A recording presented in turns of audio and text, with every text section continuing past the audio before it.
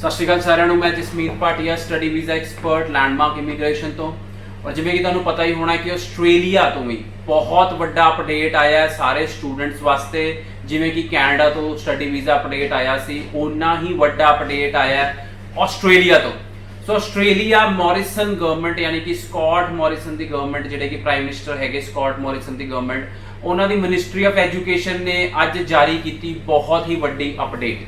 उन्होंने कहा कि आस्ट्रेलिया भी $40 बिलियन की इंडस्ट्री हैगी है इंटरनेशनल एजुकेशन, जिहड़ी कि कैनेडा तो किते वध के $40 बिलियन हुंदा है ते 2.5 लाख इंपलॉई हैगा जिहड़ा इंटरनेशनल एजुकेशन इंडस्ट्री ते डिपेंडेंट है।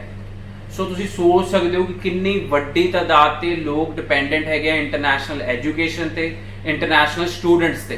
सो जिन्ने भी स्टूडेंट्स ने अपलाई किया होया ऑनलाइन पहला फाइलां लाइयां हुई हैं या हुण नवीं लाउण वाले आउण वाले इंटेक्स लई अक्तूबर या फैबररी इंटेक लई उन्हां लई एक बहुत वड्डी खुशखबरी है। आस्ट्रेलिया ने पहला अपडेट दिता है कि Australia will give visa to students who have applied Australian student visa in all the locations even outside Australia. जिवें कि तुहानूं पता ही होएगा कि पहला आस्ट्रेलिया सिर्फ जिन्नियां फाइलां इनसाइड आस्ट्रेलिया लगा सी उन्हां ते प्रोसैसिंग कर रहा सी, बट हुण उन्होंने अज तो अपडेट दिता है कि Australia will process all outside Australia student visa files.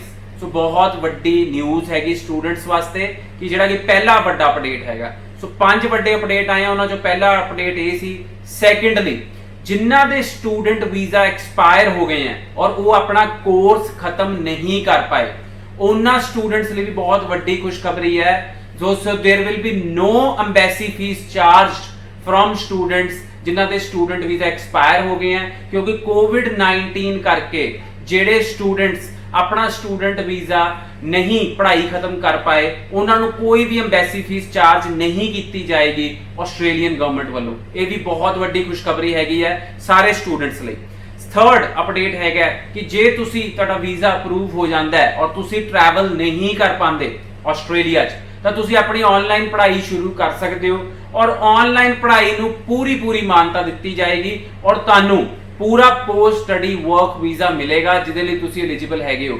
So online studies will be accountable if done outside Australia and full post study work visa will be given. So ये भी third update हैगा। चौथा update यह है कि graduates will be able to apply for post study work visa even if they are outside Australia due to कोविड-19।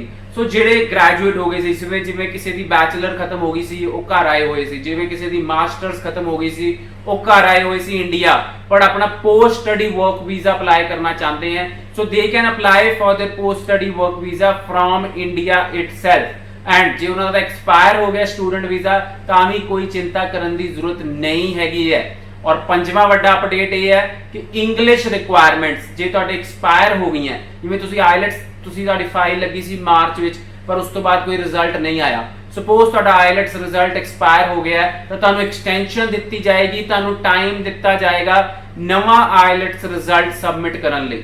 सो बहुत ही वड्डे 5 अपडेट दिते गए हैं आस्ट्रेलियन गवर्नमेंट विचों जिहड़े सरासर स्टूडेंट दे हित च हैगे हैं। सो जिन्ने भी स्टूडेंट आने वाले इंटेक्स लिए अप्लाई करना चाहते हैं ऑस्ट्रेलिया का student visa, so they can contact us at info@landmarkimmigration.com और कॉल अस एट 9041390412। और लैंडमार्क इमीग्रेशन की कोशिश हमेशा यही रहिंदी है कि स्टूडेंट्स नाल जिहड़े अपडेट आते हैं लेटेस्ट सब तो पहला दसे जान। धन्यवाद।